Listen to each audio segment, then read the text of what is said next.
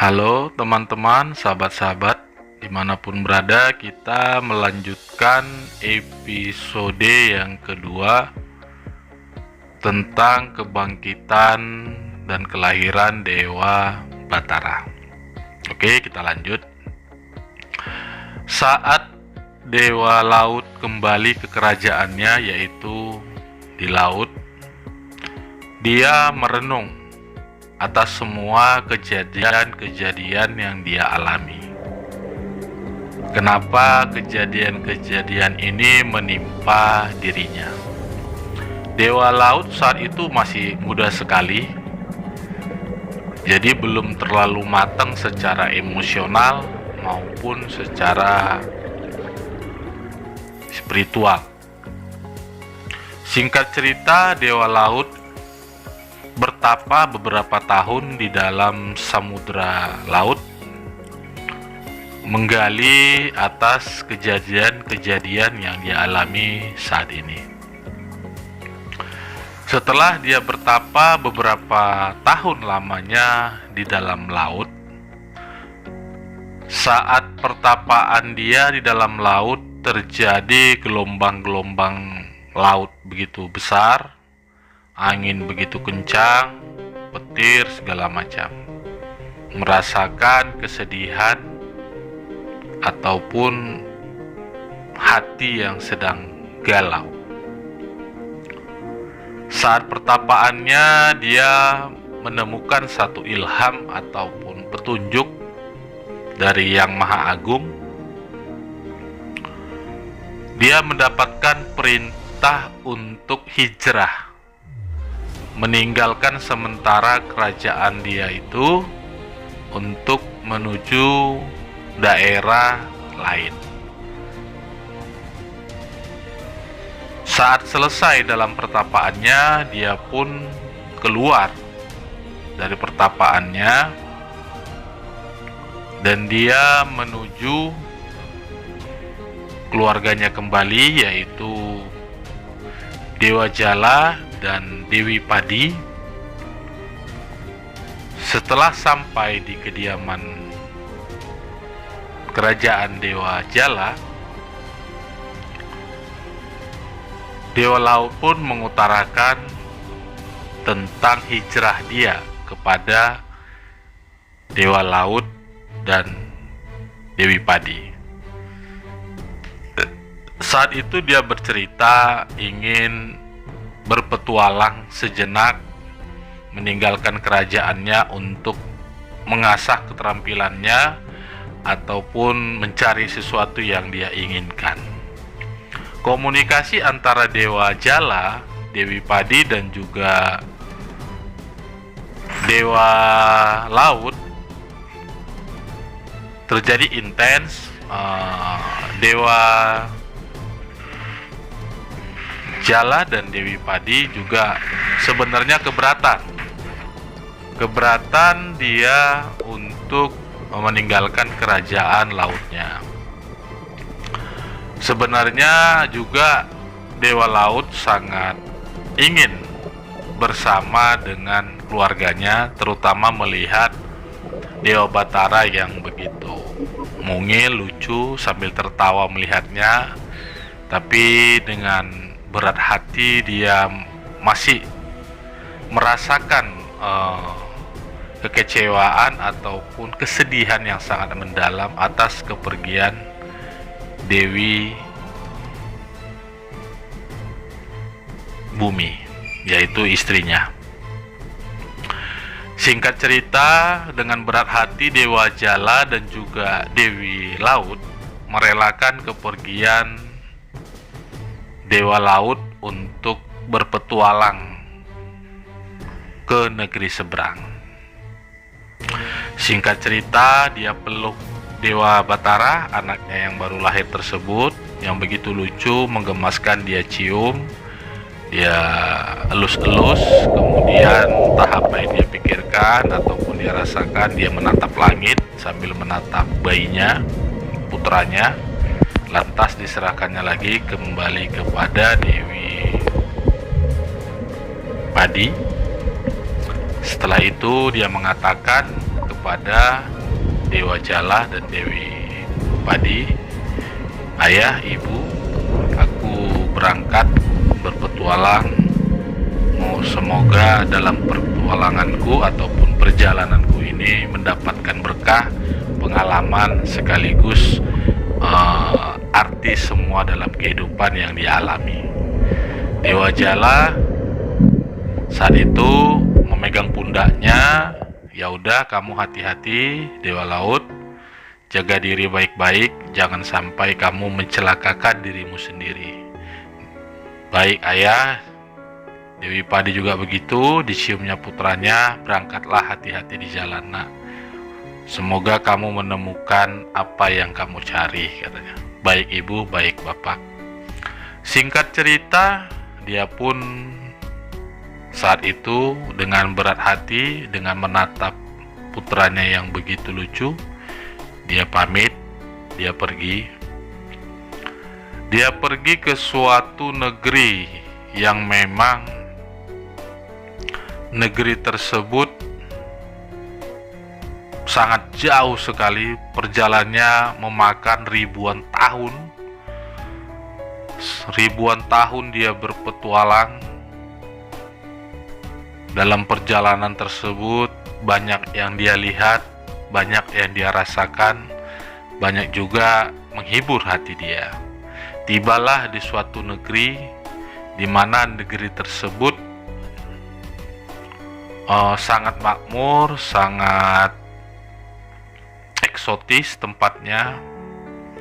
Dia bertempat tinggal di situ, yang bernama negerinya adalah negeri di atas awan. Ya, namanya adalah negeri di atas awan. Kenapa di atas awan? Memang karena sering di situ berkabut ya, berkabut. Udah itu juga masyarakatnya sangat welcome, tapi masyarakat yang ada di situ tidak tahu bahwasanya dia adalah Dewa Laut. Singkat cerita, dia menyamar sebagai kuli ataupun sebagai, ya kita bilang pekerjaan bawah lah ya. Dia menyamar, dia menghilangkan identitas kedewaannya, dia mulai bekerja dari kuli. Dia mengikuti instruksi-instruksi dari semua pimpinan-pimpinannya ataupun bosnya, ya kan. Dia disuruh ngapain aja, dia nurut. Dia mencoba untuk menutupi dirinya. Ya kita katakanlah bosnya itu ya bos cuy lah, ataupun bos cuy itu artinya tuh bos ketenangan lah, kita bilang bos cuy atau bos ketenangan. Bos ketenangan ini mempekerjakan dia gitu, mempekerjakan dia ya kan sebagai tukang masak ya, tukang masak di sebuah perusahaan besar saat itu. Perusahaan besar. Dia sangat rajin, dia sangat ulet, dia fokus kepada profesi dan pekerjaannya. Jadi bos cuy ini atau bos ketenangan ini sangat menyukai Dewa Laut. Jadi dia lihat, dia perhatikan dari jarak jauh, ini anak kok rajin sekali, tepat waktu, udah itu ya orangnya baik, ramah. Lama-lama bos cuy atau bos ketenangan ini menyukai dia. Dan akhirnya dia memberikan satu posisi untuk mengelola suatu kerajaan. Yang kerajaan tersebut ya kerajaan kecil, di beberapa kerajaan dia juga ada di bawah bos cuy ini atau bos ketenangan ini menghandle ada beberapa kerajaan. Dia kasih satu mandat kepada Dewa Laut untuk mengurusi sebagai pimpinan tertinggi di kerajaan tersebut. Kalau kita bilang saat ini manajer lah ataupun jenderalnya lah, kira-kira begitu. Dia kasih itu yang kerajaan bernama Kerajaan Jumbo. Jadi Kerajaan Jumbo ini dikelola dengan anggota stafnya itu sekitar 40.000 orang banyaknya. Nah, 40.000 orang, masyarakatnya waduh banyak sekali ya. Jadi stafnya saja sudah 40.000 orang. Saat dia mengelola kerajaan tersebut sangat maju, Dewa Laut menanganinya sangat konsisten. Jadi proses perjalanan beberapa tahun di tangannya Dewa Laut, kerajaan Jumbo tersebut luar biasa. Kerajaan Jumbo tersebut maju pesat, rakyatnya makmur, anggota-anggotanya yang 40.000 orang itu sejahtera semuanya. Jadi semua orang menyenangi Dewa Laut sehingga terdengar di beberapa negeri-negeri ataupun kerajaan-kerajaan lain. Saat itu Bos Cuy ataupun Bos Ketenangan sangat gembira. Di antara beberapa kerajaan yang ditangani oleh Bos Cuy atau Bos Ketenangan, cuman Dewa Laut lah yang paling memberikan dampak keuntungan ataupun positif untuk kemajuan kerajaan Jumbo dan juga kerajaan Bos Cuy atau Bos Ketenangan. Singkat ceritanya, Bos Cuy atau Bos Tenangan juga menambahkan menambahkan satu kepercayaan dengan fasilitas yang luar biasa lagi kepada Dewa Laut untuk mengembangkan ataupun membuat lebih maju kerajaan Jumbo tersebut. Sehingga ini membuat iri-iri kerajaan-kerajaan yang lain yang dibawa Bos Cuy atau Bos Ketenangan ini syirik atau dengki kepada Dewa Laut. Cuman masalahnya kan mereka nggak tahu kalau Dewa Laut itu adalah seorang dewa sang penguasa laut yang sedang menyamar. Singkat ceritanya, banyak orang ingin membunuhnya, banyak orang ingin menjatuhkannya, bahkan ingin mencelakai dirinya. Singkat ceritanya, ya kan, banyak pertarungan-pertarungan yang dahsyat, ya bahkan Dewa Laut sempat dikejar-kejar oleh beberapa negeri-negeri lain dengan suruhan-suruhannya untuk membunuh Dewa Laut. Tetapi Dewa Laut karena memang dia seorang dewa, mereka tidak tahu. Dengan tangkasnya mereka bertarung, dia mengeluarkan seluruh kesaktiannya, dan akhirnya semua mereka kalah. Dan itu terdengar oleh Bos Cuy atau Raja Cuy ya, atau Bos Ketenangan, Raja Ketenangan itu terdengar di kupingnya. Wah, sampai segitunya siapa sebenarnya Dewa Laut ini kan gitu. Dia bertanya-tanya gitu dengan nama samarannya gitu kan, tapi tidak mengatakan kalau dia Dewa Laut. Siapa sebenarnya sosok yang mengendalikan kerajaan Jumbo ini? Siapa Dewa Laut ini sebenarnya? Dia mencoba menyelidiki karena memang sepak terjangnya kayaknya tidak orang umum gitu, ataupun tidak orang biasa. Karena kalau orang biasa ini tidak mungkin bisa mengalahkan kerajaan-kerajaan itu dengan keadaan terjepit, dengan keadaan disergap, tetapi bisa lolos, bahkan malah menguntungkan kan gitu, ataupun malah maju gitu kan. Jadi ini menjadi tanda tanya Raja Cuy atau Raja Ketenangan atau Bos Cuy. Dia bingung itu, ini orang ini nggak sembarangan ini. Akhirnya dia pun bercerita kepada Dewa Laut setelah peperangan tersebut. Dia bertanya, "Hai Dewa Laut, kamu sebenarnya siapa? Kenapa kamu bisa sampai melakukan hal-hal yang memang luar biasa seperti itu? Bahkan saya sendiri pun belum tentu mampu gitu." Dewa Laut tertawa sambil bercanda. "Hahaha. Kenapa bos?" Kira-kira gitulah ya. "Ya kamu kok bisa melakukan hal seperti itu? Karena gini bos." Kira-kira gitulah ngomongannya kan. Karena situasi dan kondisinya memang harus saya melakukan seperti itu. Ya mungkin Tuhan yang Maha Kuasa menyelamatkan saya dari pertarungan-pertarungan itu yang mungkin hampir merenggut nyawa saya. Dan akhirnya kami semua selamat dan kembali ke kerajaan Jumbo. Tetapi Dewa Laut tidak mau menceritakan bahwasanya dia adalah Dewa Laut. Tetap dia cengengesan, tetap dia bercanda dengan etika yang menghormati Raja Cui atau Raja Ketenangan atau bos ketenangan, dia tidak mau menceritakan itu. Dia santai aja.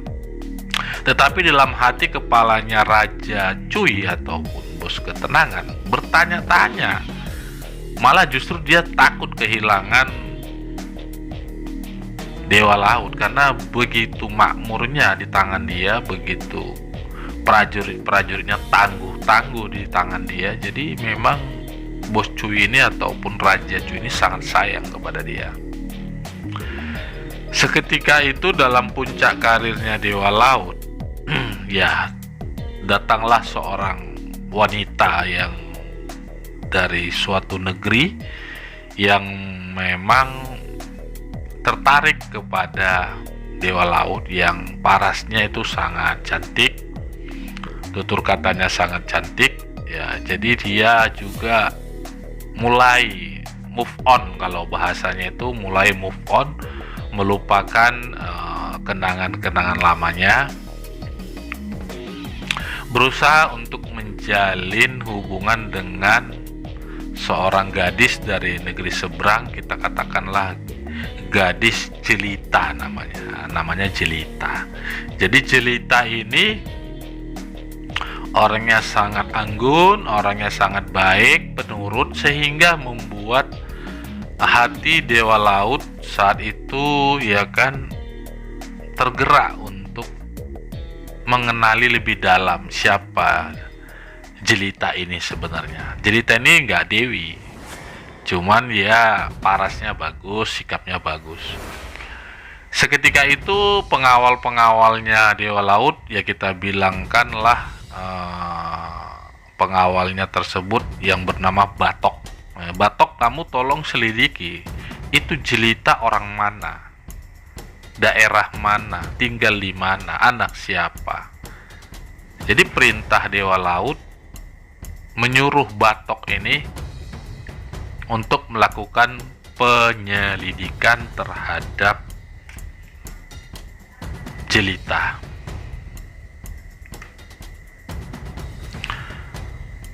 Singkat ceritanya, Batok pun segera melakukan aksinya, memata-matai, melihat, memantau. Jelita ini adalah seorang anak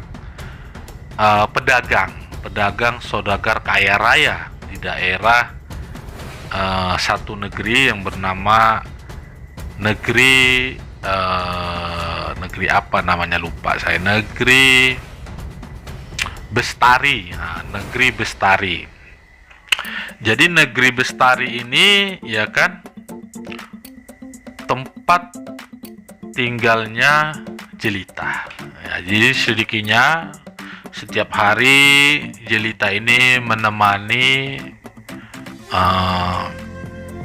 perdagangan orang tuanya, karena orang tuanya termasuk orang yang terpandang di daerah tersebut. Selain tokoh masyarakat, orang tuanya juga saudagar kaya raya.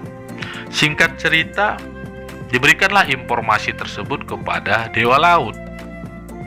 Dewa Laut makin penasaran dia. Oh ya.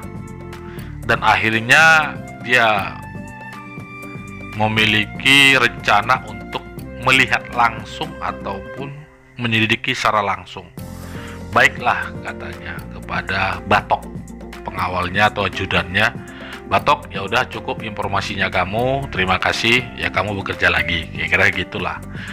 Seketika itu raja ataupun Dewa Laut melamun sejenak tentang jelita tersebut, ya kan? Jadi dia menyelidiki diam-diam, dia menggunakan ilmu dewanya. Seketika itu menghilang, seketika itu dia sudah di negeri Bestari, sudah melihat, oh ini negeri Bestari. Dia pantau, ini yang bernama jelita itu. Wah, ternyata jelita ini bunga desanya, kira gitulah, ataupun orang yang wanita yang paling cantik di negeri Bestari lah kita bilang, salah satunya lah kita bilang ya, atau mungkin paling cantik juga gitu. Singkat ceritanya, dia perhatikan setiap hari, ternyata dia membantu ayahnya berjualan, berdagang. Ternyata ayah tahu benar informasi yang diterima oleh batok ini kan gitu. Jadi singkat ceritanya pura-pura lah dia berbelanja, ya kan, berbelanja. Saat itu dia itu seperti kita katakan banyak ya perdagangan ayah jelita ini yang bernama Datuk lah kita bilangnya, Datuk Bestari lah ya, Datuk Bestari. Jadi Datuk Bestari ini memiliki beberapa warung-warung atau toko pakaian, banyak lah. Nah, seketika itu dia melihat ada di toko restoran ataupun makanan lah kalau kita bilang saat ini. Nah, seperti kedai. Dia lihat di situ banyak pemuda-pemuda ganteng-ganteng di situ yang coba merayu si jelita. Singkat cerita dia pun berpakaian biasa masuk ke warung tersebut. Kebetulan memang Datuk Bestari ada di situ. Singkat ceritanya dia datang. Dia pura-pura memesan satu lauk pauk, ya kan. Nah, seketika itu si jelita membantu, ya kan, mengangkat makanan yang dipesan ataupun buah-buahan yang dipesan, dihidangkan di meja Dewa Laut. Terus Dewa Laut tersenyum, dia pun tersenyum. Wah, ini ada respon nih, kan gitu. Dewa Laut sangat gelisah saat itu. Wah, sebentar, kata dia. Oh, kalau yang itu makanannya namanya apa? Kan gitu. Ada aja lah pokoknya ilmunya Dewa Laut agar berbicara sejenak atau mencuri perhatian jelita. Jelita bilang, oh itu makanannya makanan ini, kira-kira gitulah. Oh boleh saya minta itu? Diambilnya, duduk lagi. Terus dia bertanya lagi, oh kamu orang sini? Gitu. Oh, pura-pura dia nggak tahu. Iya, ini warung bapak saya, Datuk Bestari, katanya. Oh cerita gini-gini. Oh iya, makasih ya jelita. Nah kira-kira gitulah. Iya, sama-sama. Singkat ceritanya, ya kan, Dewa Laut makan lahapnya, terus dia pergi, ya, tapi sambil melirik lah, ya kan, melihat jelita. Jelita pun melihat juga rupanya, dia lirikan juga. Jadi seperti ada getaran antara jelita sama Dewa Laut, ada ikatan batin, ibaratnya kontak-kontak kan gitu. Kontak-kontak ini hati ini kan gitu. Jadi Dewa Laut pergi sambil bahagia, sambil ceria ke kerajaannya. Singkat cerita, di kerajaannya dia melamun kan, begini-gini. Besoknya dia nyamar lagi. Dia datang lagi ke warung tersebut. Ternyata jelita sudah berpakaian lebih cantik, berpenampilan lebih cantik dari biasanya. Wah, kan gitu, harum wangi. Jadi Dewa Laut juga semakin tertarik, ya kan. Jadi hari-hari dilakukannya seperti itu. Dan akhirnya jelita pun jatuh hati ke Dewa Laut, dan Dewa Laut pun jatuh hati ke jelita. Walaupun sebenarnya banyak pemuda-pemuda di warung tersebut yang mungkin ya merasa kecewa ataupun marah akibat ya mungkin mereka senang selama ini tetapi tidak direspon oleh jelita, karena mungkin jelita ini melihat lain ini, Dewa Laut ini kok sosoknya itu selain ganteng tapi berwibawa, cocok jadi imam, akhirnya gitulah, cocok jadi pemimpin pribadi keluargaku ini kan gitu. Jadi otaknya jelita juga jalan kan gitu. Terakhirnya si Dewa Laut, ya kan, memberanikan dirilah nembak itu kan gitu. Kamu ada waktu, kira gitulah, kita ngobrol di taman kayak atau di mana gitu. Oh boleh kan gitu. Nah, seketika itu mereka ada di taman. Singkat ceritanya, ini panjang guys ceritanya guys. Jadi singkat ceritanya, Dewa Laut mengutarakan isi hatinya, bolehkah kita ngobrol empat mata di suatu taman yang dimana saya ingin menceritakan atau mengatakan sesuatu. Dewa Jelita bertanya, kamu pengen mengatakan apa kan gitu. Ya kan nggak mungkin di warung, nggak mungkin di kedai ini. Oke, baiklah, kalau begitu hari lusa kita ketemu di jam 5 sore kira gitulah. Oke. Tiba hari hanya di jam 5 sore setelah hari lusanya, jadi mereka ketemu. Ya ternyata dilihat di taman, Dia di taman itu, ternyata dia ada, kan gitu. Di taman dia ada, terus dia samperin dan dia langsung bercerita. Terima kasih kamu telah datang Jelita, menepati apa yang kamu katakan. Sama-sama, dia bilang Jelita. Begini Jelita, dia langsung to the point.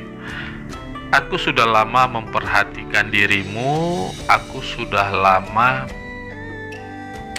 jatuh hati kepadamu. Ternyata Jelita juga sudah menaruh hati juga sama Dewa Laut, cuman dia nunggu tembakan dari Dewa Laut. Dia tersenyum sambil merona, pipinya merah gitu kan, karena dia putih, mulus, cantik ya kan, terus merona pipinya tersebut. Jadi oh begitu katanya Jelita. Iya, kata Dewa Laut, apakah kamu menerima lamaran saya ataupun pinangan saya agar kamu menjadi istri saya? Dikatakan kepada Jelita. Jelita saat itu tersenyum tipis-tipis sambil menatap mata yang berbinar-binar, merasakan gejolak dalam rasa. Tapi Jelita mengatakan, saya akan mengutarakan ini kepada Datuk Bestari dulu, ayah saya, apakah dia menyetujui kepada kamu. Kalau saya secara pribadi seneng kepada kamu Dewa Laut, kira-kira gitulah kan, tapi nggak tahu dia Dewa Laut. Nah, cuman begitulah ceritanya, saya seneng kepada kamu Dewa Laut. Wah, Dewa Laut kayaknya dapat angin segar kan gitu, kayaknya semangat dia kembali kan gitu. Saat itu setelah pembicaraan mereka bubar, mereka pergi masing-masing, ya kan. Baiklah katanya, sebelum berangkat dia mengatakan, saya akan menunggu kira-kira kapan kamu boleh datang beberapa hari lagi ke warung. Nanti saya akan kasih kode, ada bunga. Kalau apabila bunga tersebut saya letakkan di meja kamu, berarti menandakan Datuk Bestari ayah saya menyetujuinya. Jika tidak saya letakkan bunga di situ, berarti Datuk Bestari tidak setuju. Wah, deg-degan juga Dewa Laut. Oh begitu, baiklah Jelita. Berpisahlah mereka, kembali ke tempat masing-masing. Hari demi hari ya kan, mengurusi kerajaan Jumbo pun Dewa Laut ini, wah, sana sudah berjalan maju sistem, dia pun diperhatikan oleh si Batok. Ya, hai Paduka katanya kan gitu. Kenapa kamu sepertinya galau, apa melamun?